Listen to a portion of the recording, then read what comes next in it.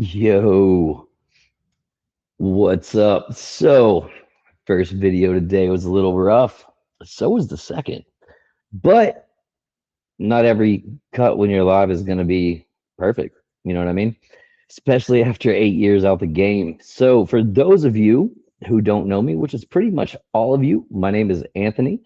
Some of you might know me as Dro, for those of you that do. And I've been out the game for a hot minute. That's the truth. But I'm happy to be back. And part of what brought me back is a move that I made. For me, I was streaming hardcore for probably about a good 5 years. I started doing like hurricane relief, covering that kind of stuff, and it kind of blew up. And it was, for me, it was fun. I got to tell people stories that the news and other outlets didn't share because of the way media cycles work. For a lot of people, they only get about a week of coverage. When the Weather Channel, all those people go out, they show what they want to show, and that's about it. And it's kind of sad in all reality, but I got to go out there and do some really cool stuff with my friends and show people's truth. And that was really cool for me. And the last streams that I was doing, Um, let's see, that was about 8 years ago when we covered Hurricane Matthew in the Carolinas. And we actually drove from the Carolinas straight back into Florida into a Cat 5 hurricane, which was Hurricane Michael. And it completely and utterly destroyed us. It was one of the craziest experiences of my life. And my little girl, my third child, had just been born, and it was absolutely life altering. I watched my entire world, my city, just get destroyed. And going from helping people and covering, people's lives who had been ruined, going straight into my life and my city getting completely destroyed.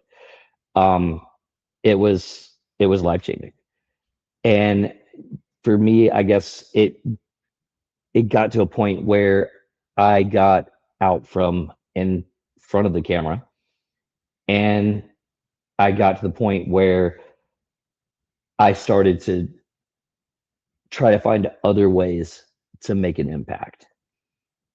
And from there until now, and kind of stepping back into this and seeing how the creative space has changed, especially with Kick, like this is absolutely astonishing. It's amazing to see. And it's all the way around, it's really a full circle thing for me. And if you look at it, even from a space for like DoorDash and Grubhub, Postmates, Spark, Amazon Flex, there's so many different creator roles. And for me, I started out in the military, and when I got out, I had this goal, and it was to never work for anyone ever again. And it was kind of funny. I actually went to this symposium, and it was in Palo Alto, and I got to meet this guy. Here, I'll put him up real quick. I don't know if you guys are too young for this, but his name is David Traub, and this was him. If you ever saw the movie Jobs, about Steve Jobs and the great and powerful Woz, David was the executive producer of that. He was one of the initial investors in Macintosh, and he was the keynote speaker at that address. And I had one job, and that was to pick him up and to get him there on time. And we ended up being an hour and a half late because we just got caught up in this amazing conversation.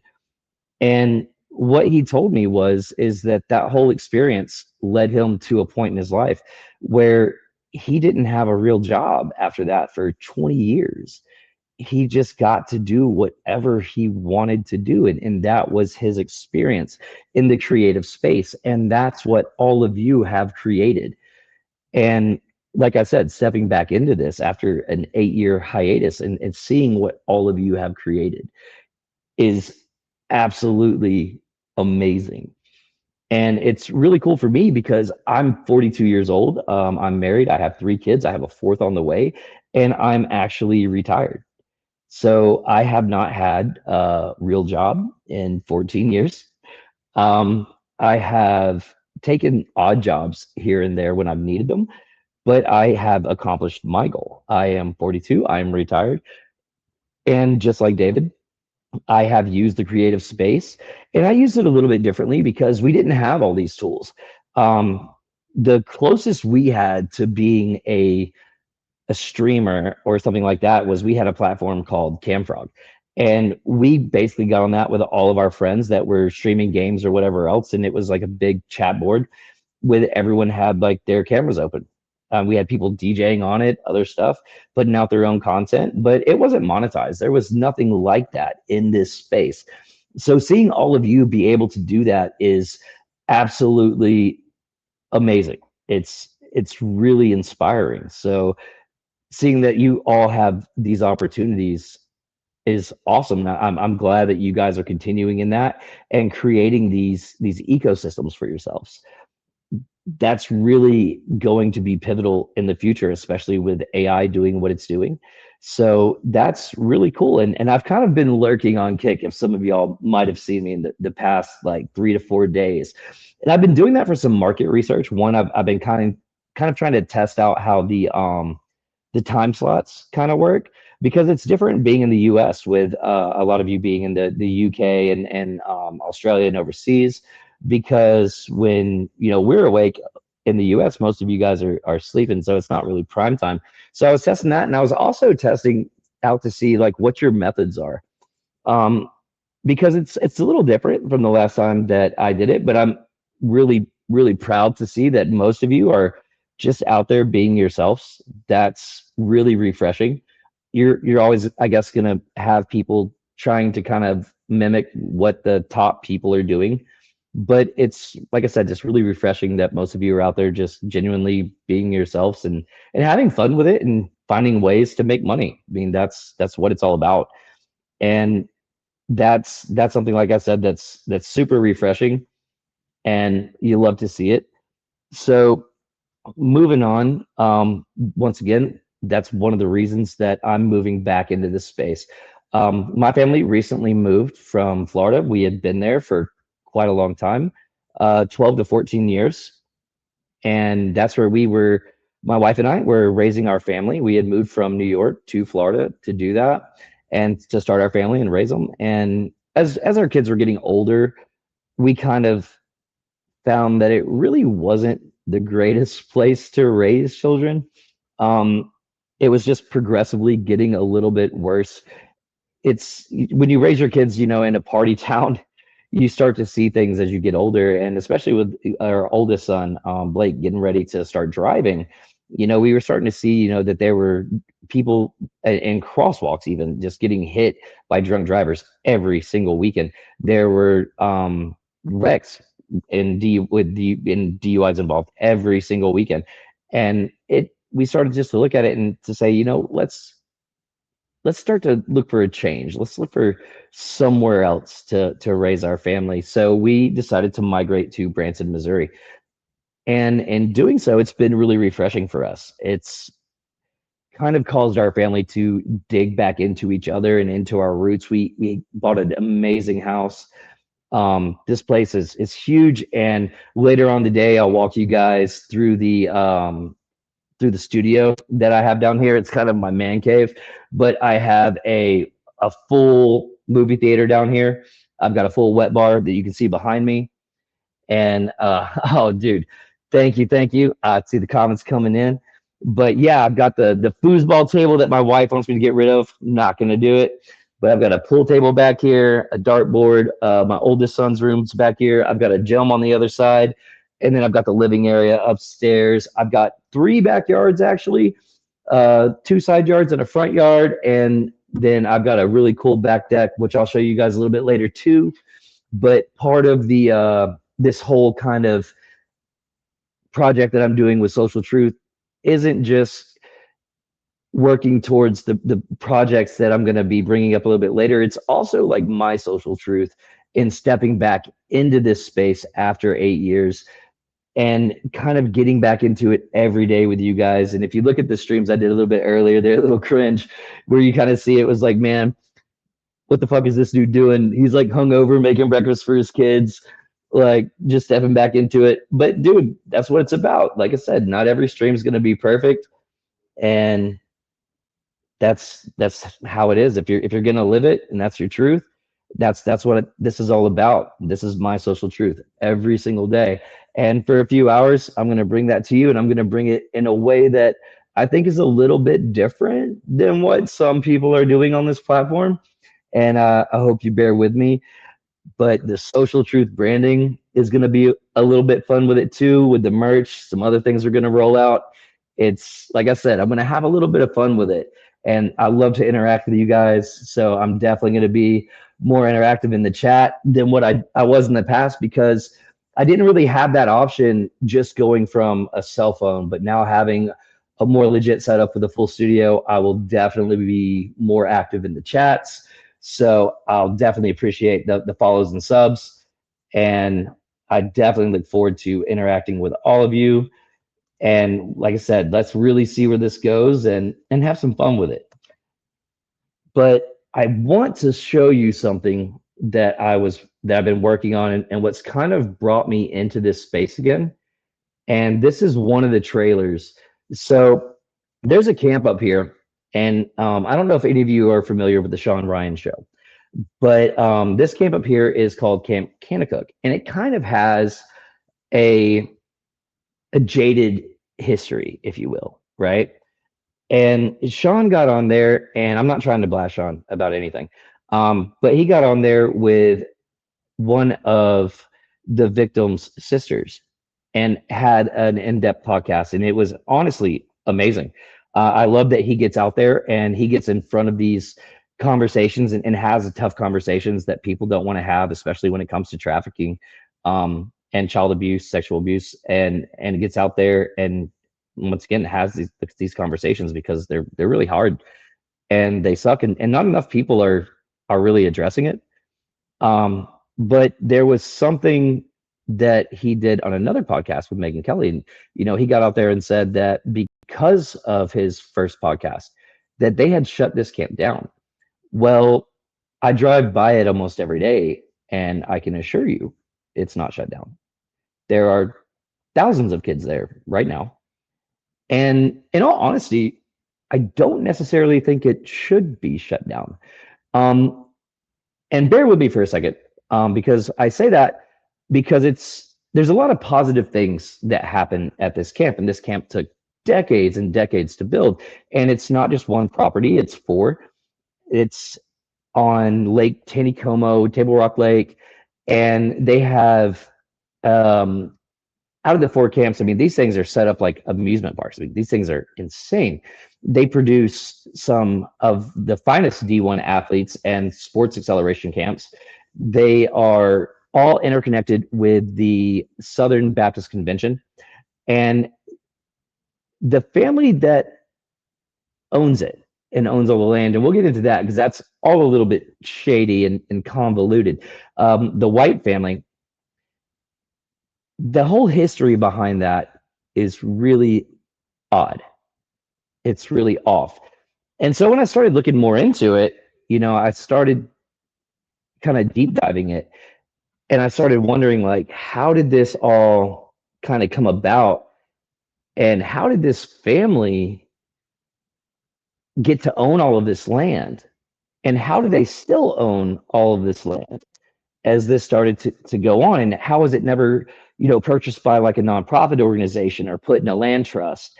And if they were getting all this money from the churches and from private donors or from boosters, especially with the sports acceleration and all the things they do, how are they still the sole owners.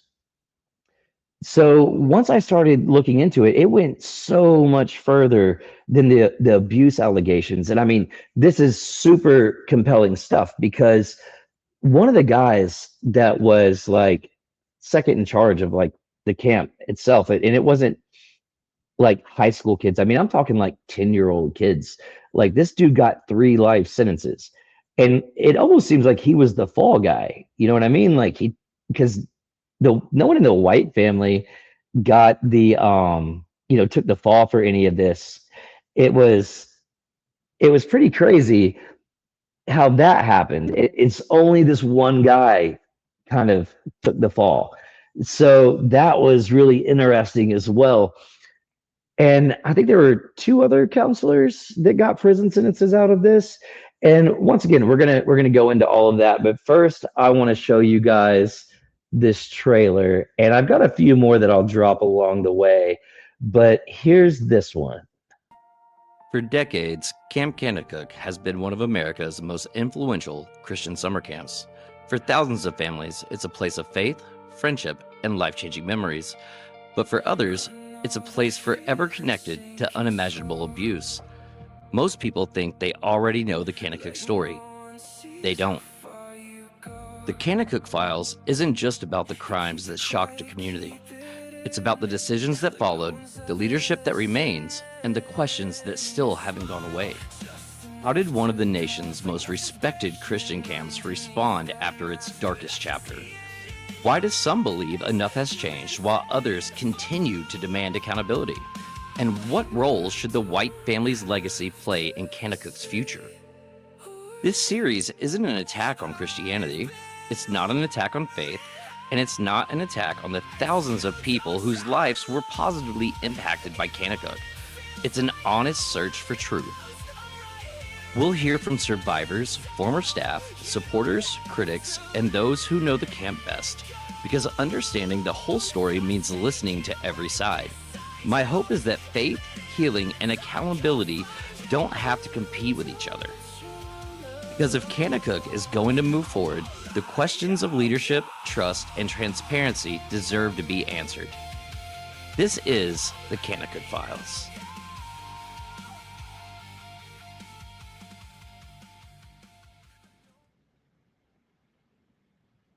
All right, so that was one of the trailers for this project. And if you notice the Orange Sunrise Productions there, that is one of my other companies with my buddy Jake, who you guys will meet later on. If you see one of the comments in here, welcome to Joe. That's my man cub. That's my other son. You guys will meet him later on tonight. So, and get ready because that man is a trip. He's in the U.S. Army. I could not be more proud of that kid. He has got an amazing story, and I'll let him tell you just as much as he wants to share of that story. But I will leave that up to him. But like I said, this is just kind of an introduction of what we've got and what's gonna kind of come from this. But when it comes to Kanakuk, man, like I said, we're gonna deep dive this, and I have some interesting angles. And like I said too, I'm not gonna come at Sean any crazy type of way. That's not my goal. But I do want to show all of you what is actually going on there as far as their turnout, because on their website they say this is actually one of their highest attendance years ever. And driving by it, I'm not thinking they're wrong. I actually wanted to try to get a drone up over there, and so I could show you that way. And I found out that obviously I can't do that. But I did find out that I could lease a helicopter, so I am looking at doing that and getting some footage that way. So we're gonna find some interesting angles to show you guys exactly what's happening up there. I do have some really cool interviews planned. Believe it or not, this actually shocked me. I have some people from the Southern Baptist Convention, some Baptist preachers, some media people, and some reporters that have covered this that have agreed to sit down with me and talk with me about this. I actually have some of the preachers that are showing my trailers in their church. They have been talking about abuse. It has been the hottest topic at their convention for the past 5 years, they actually want to pick these properties up. They want to have a board governing these properties. And one of the reasons they want to do that too is because they want to remove the stigma. Now, I grew up Catholic.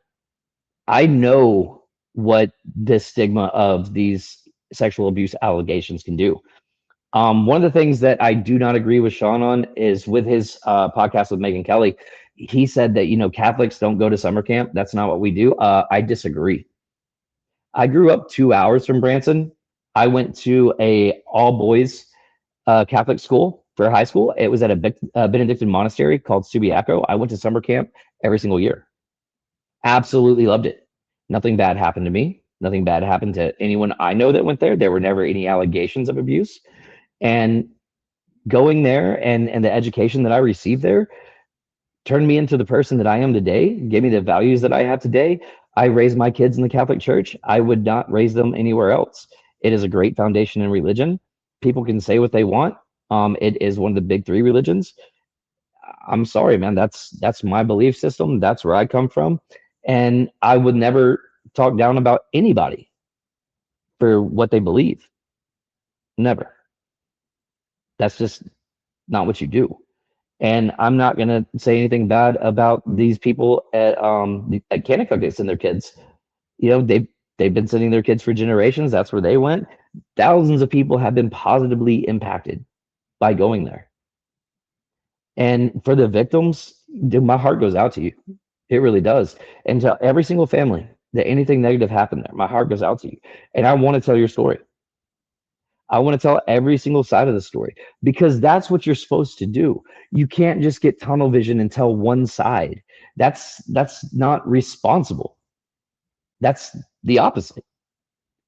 If you're gonna tell a story, you have to hear every single side. You're not supposed to just sit here and talk. You're supposed to listen. So that's my goal with this. I'm gonna listen. I'm gonna listen to every single person that wants to talk. Every single person that has worked at the camp, that has attended the camp, whether they have good stories, bad stories, whether they're for it, they're critics, anyone. Let's hear every single side because it is a pivotal part of the Branson community. And like I said, you're never going to hear the whole story if you don't listen.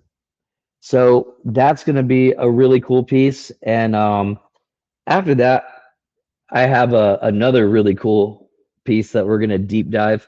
And I don't know if any of you are aware of what Mint Sunday is or was, but that's going to be a very, very cool piece.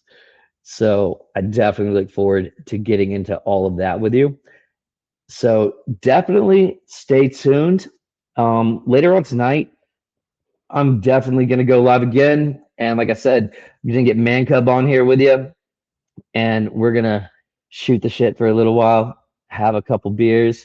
Like I said, I'll show you guys around the man cave, a little bit more of the house, and kind of go from there.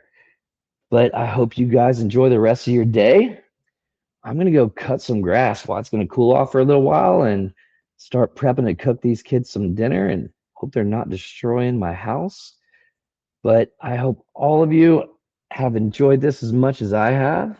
And I will see all of you in probably about 2 or 3 hours. But I will talk to y'all later.